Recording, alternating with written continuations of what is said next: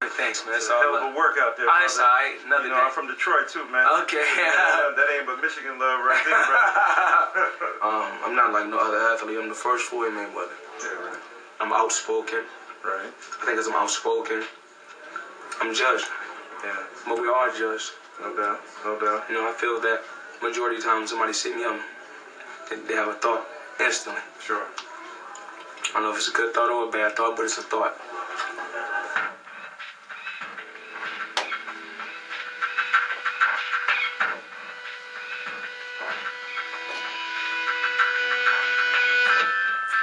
I'm Michael Eric Dyson. I'm an author and professor of sociology at Georgetown University. I've had the good fortune to sit down and have meaningful conversations with everyone from presidents to hip-hop legends. I now have the opportunity to enter a new arena where I'll be talking to one of the most provocative athletes of our time. He's won world championships in 5 weight classes. Floyd Mayweather. See what he has to say next on Floyd Mayweather Speaking Out.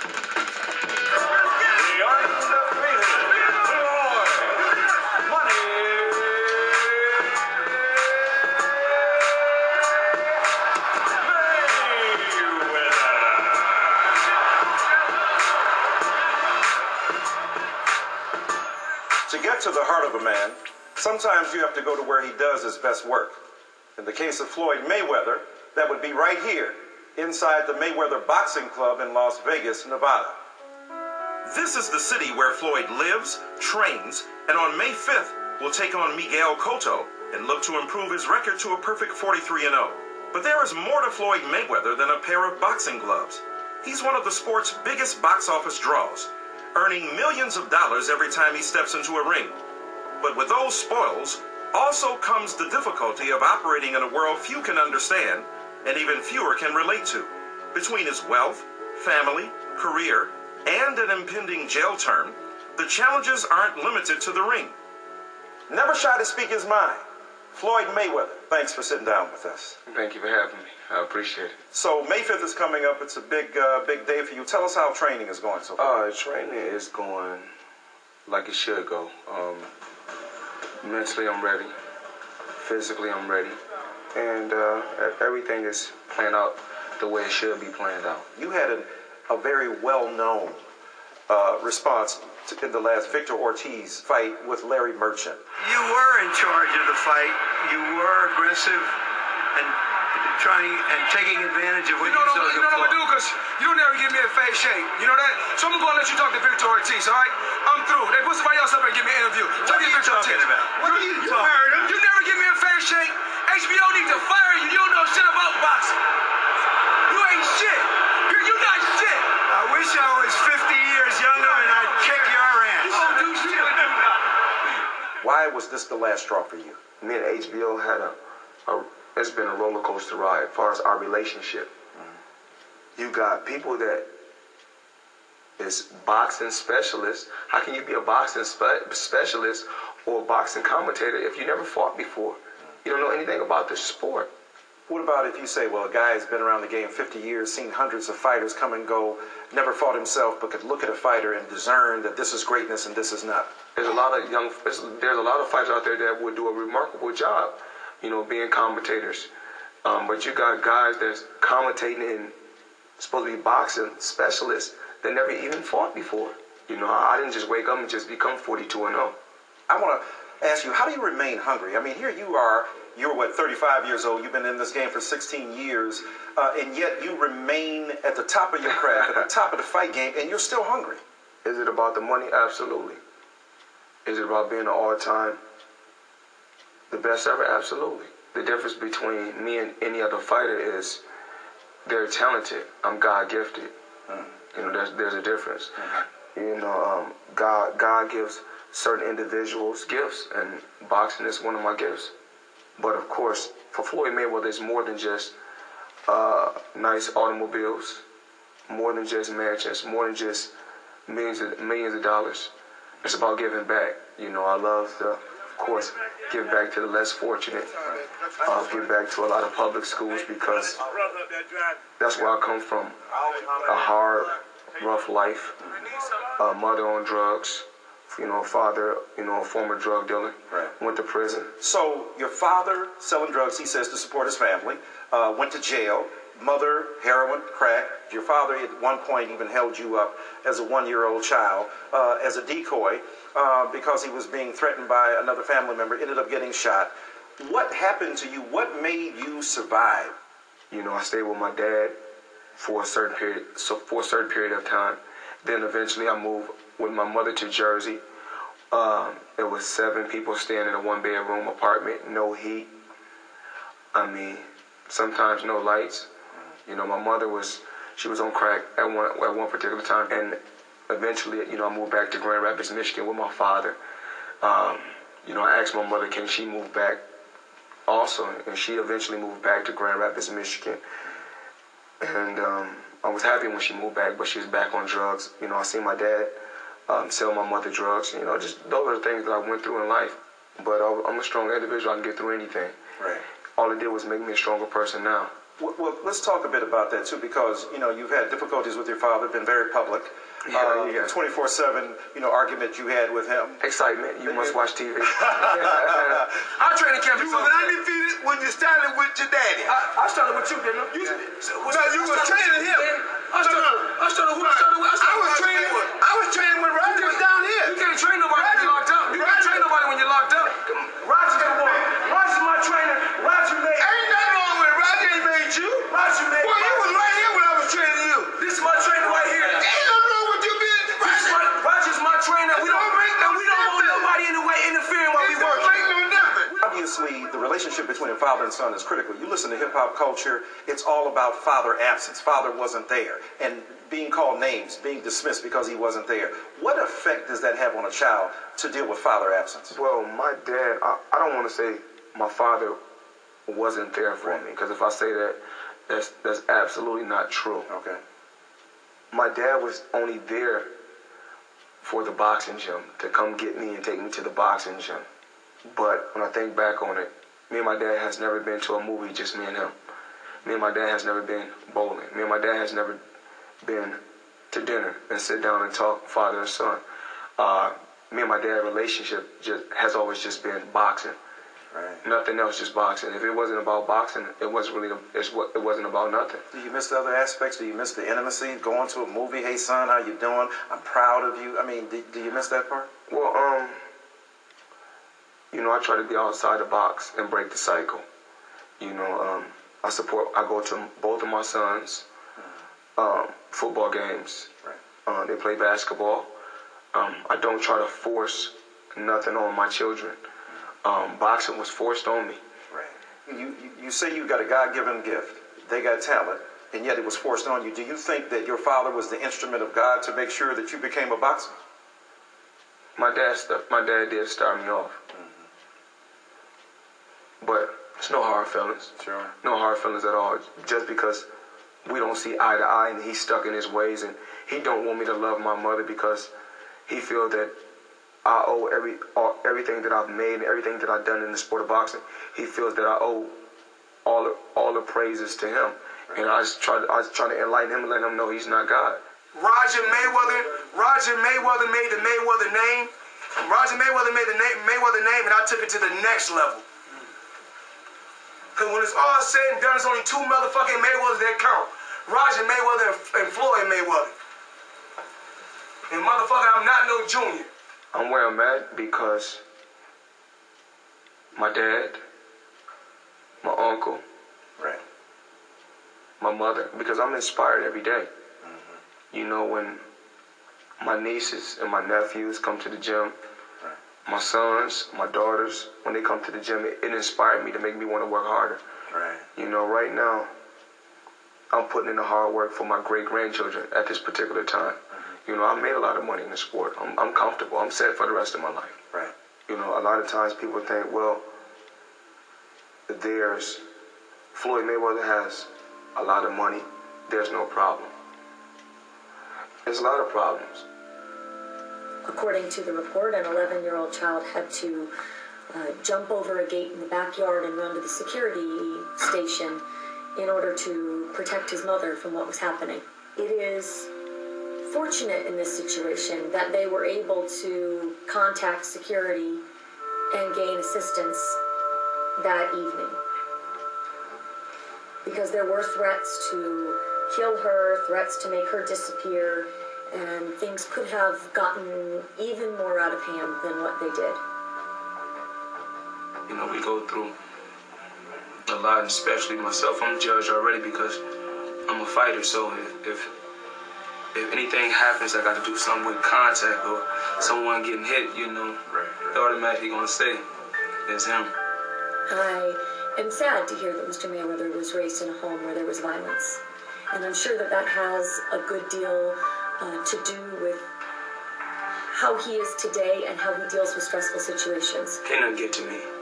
You know, even like with my incident coming up in June with me having to do time, I don't worry about that. Come to the territory.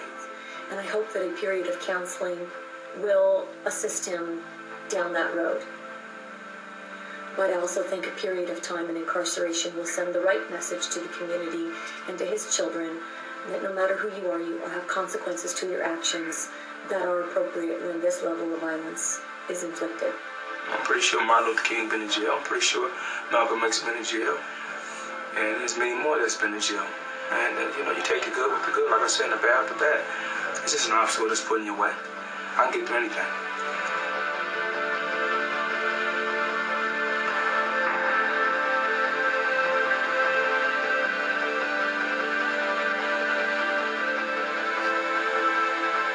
Am I guilty? Absolutely not. You know, I took a plea. You know, sometimes they put us in a no-win situation to where you don't have no choice but to take a plea. I never want to drag my family through the mud. Right. I didn't want to bring my children to court. Never raised my hands to my children. You know, I got 4 beautiful children. I love them dearly. I'm supposed to be going to prison in June. And the only thing I can do is just, you know, keep my fingers crossed and hope for the best and try to stay positive. Can't nothing break me. Sure. I'm still going to be strong. If I'm locked up, I'm still going to make sure my mother got the finer things in life. And my sisters, you know, I take care of my whole family. I think about Jay-Z on 99 Problems when he goes, the cop asks him a question. He says, "Are you mad at me? Why? Because I'm young, rich, and famous, and I'm black, and you got a problem with that?" Do you think people have a real resentment of your success as a black man who's flashy, making it rain, and they look at their own lives and see that they're not doing nearly as well as you? Do you think there's a deep resentment, a racially based resentment against you?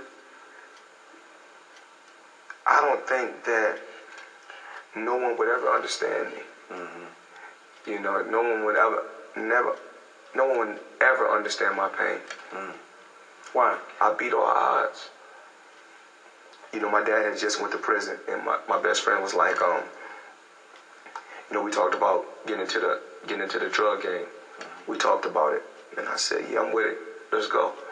We went over to this guy's house. How old were you then?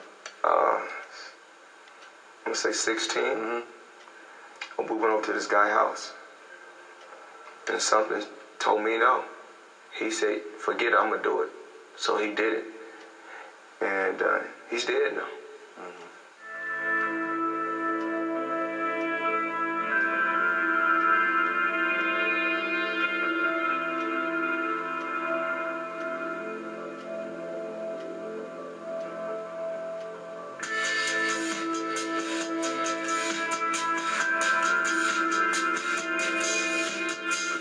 Like I said before, people worried about being judged. Who is and who ain't gonna like you. The thing is, as long as you like yourself. It sound racist, I guess. That's what they say. And just because I spoke on a Jeremy-led situation, you know, certain things that I say a lot of NFL and NBA players really want to say. But I don't got no problem with saying it. And last time I checked, I'm my own boss. You know? Racism is still real in 2012, despite the fact we have a black president. People said we live in a post-racial era. That's pretty much baloney. We know that that's not true. Do you think race shapes the perception of you? You're good-looking, you're a brilliant fighter, you're very articulate and intelligent, and you're rich and you're confident. Some would say even cocky. What do you think about that? Well, we can touch on this subject in so many different ways. First, we can touch on it as far as me as a person. I'm outspoken. On mine. What did you say about Jeremy Lin? I just said that Jeremy Lin was. I said Jeremy Lin was a good player. Right. That's the first thing that I did say. I said, but all the hype is because he's Asian. We have black players that go out there and do that day in and day out, which is true. You know, I'm not gonna say what particular players in the NBA, but when I spoke on the Jeremy Lin situation, a lot of NBA players came to me and called my phone and said, Floyd, thank you. You saying what we've been wanting to say all along. Right. You know, players gotta be quiet. They can't say nothing. Why is it that black athletes, when they choose to speak directly about issues of race, are almost silenced or at least seen negatively? When an athlete gets paid, I feel like they want you to be more like you take your money, you sit back, you be quiet, and you be thankful. It's wild and crazy. You know, they say that I'm racist, right? But like I said before, I got Jewish people working for me.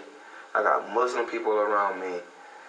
Catholic, Christian, it don't matter. Why do they call you racist? What is the claim? What is the basis? What's the evidence to suggest that Floyd Mayweather is racist? Because I stand behind black Americans first. And what? Let me but it's okay. It's okay. Right. It's okay for Puerto Ricans to support Puerto Ricans.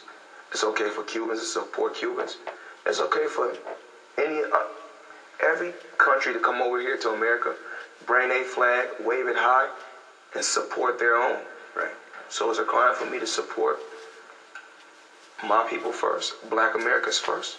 Well, when you think about it, you come out of a tradition in a sport. Muhammad Ali was very outspoken. In football, Jim Brown. In basketball, Lou Alcindor, then Kareem Abdul-Jabbar.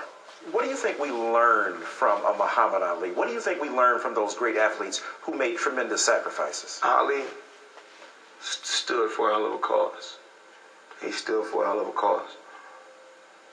Ali is one that made you say, you know what, I'm proud to be black. You know, I know that me and Ali right now will sit down and have, you know, a crazy conversation. He'll say, Floyd, you know, I'm better than you because I did this. Right. And I say, well, Ali, you know, I'm better than you because look how many weight classes I went to. That's what y'all be talking about. That's the kind of conversation. Absolutely. But, you know, on the flip side, you know, it's just like me. You know, I feel like I'm in the same shoes. I'm in the same shoes as Ali. You know, they hate me. You know, they hate me when I'm at the top. But once my career's over, they're going to really miss me. Leave me alone, I'll make it rain all day long. My name is Floyd, my name is Floyd, my name is Money Mayweather. My name is Floyd, my name is Floyd, my name is Money Mayweather. We all want to win. Who don't want to win in life? Winning is not always a lot of money. Money is nothing but comfort. Person got a good job.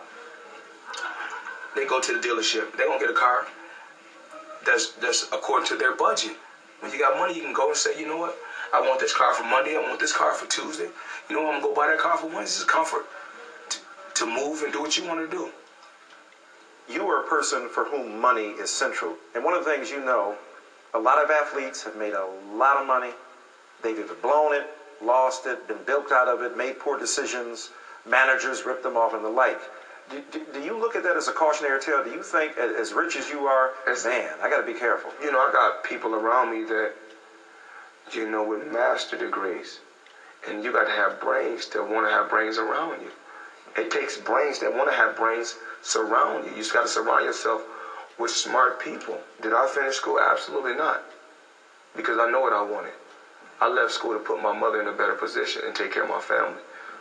Was it worth it? Absolutely, because I knew school was going to always be there.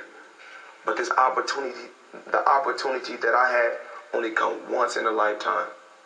And I'm surrounded with smart people. That's why I'm where I'm at in my career.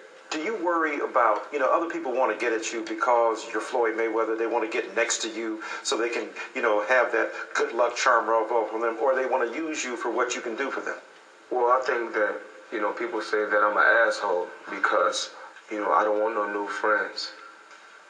You know, I stay within my circle, only within my circle. You know, I'm being honest, we're a family. Why should you be any different than the Obamas who, when they went to the White House, said no new friends?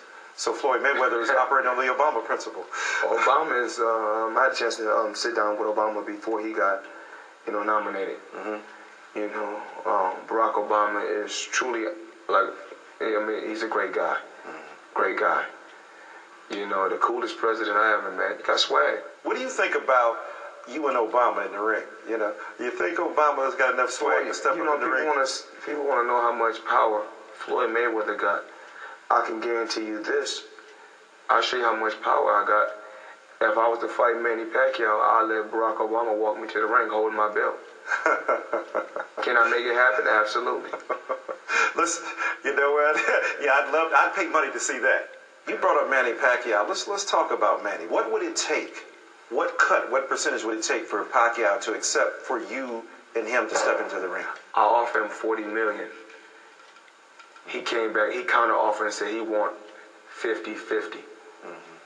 If you're not doing Floyd Mayweather numbers in the box office or at the gate, if you're not doing record-breaking numbers like I'm doing, how can you possibly ask for 50-50? Right.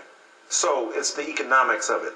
People have tried to say, well, Floyd Mayweather may not want to face Manny Pacquiao. He lacks the heart. What would you say to the people right now that would claim that Floyd Mayweather, who's been called pound for pound the greatest fighter alive, what would you say to those who say Floyd Mayweather lacks the heart to face Manny Pacquiao?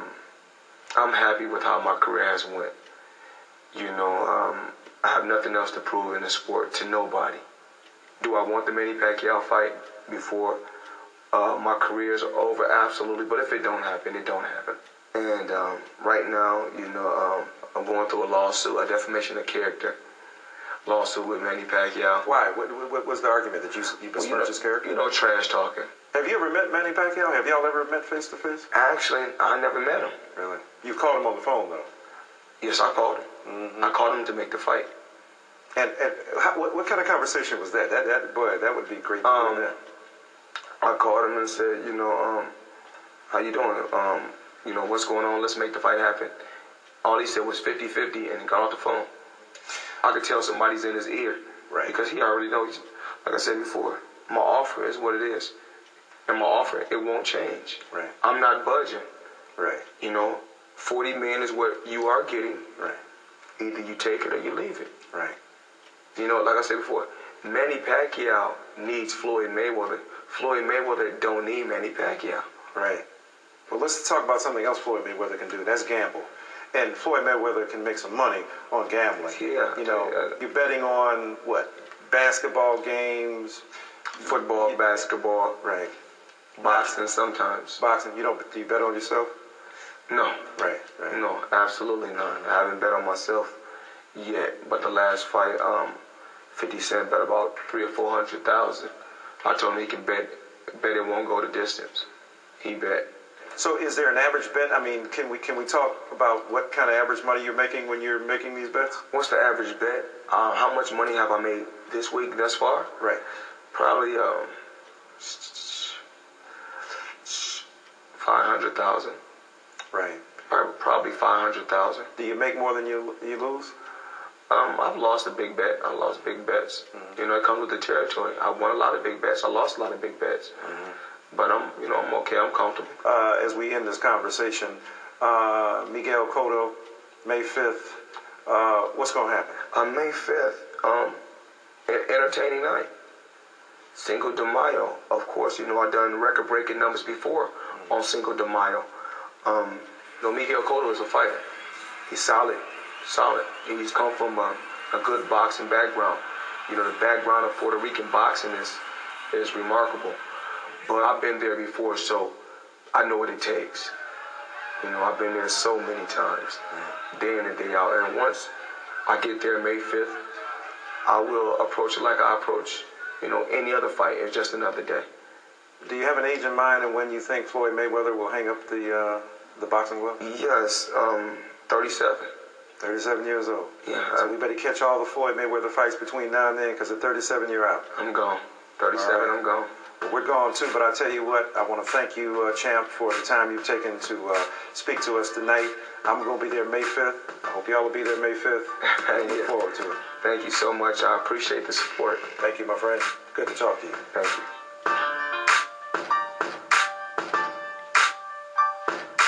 24/7 Mayweather Koto continues Saturday, April 28th with the finale.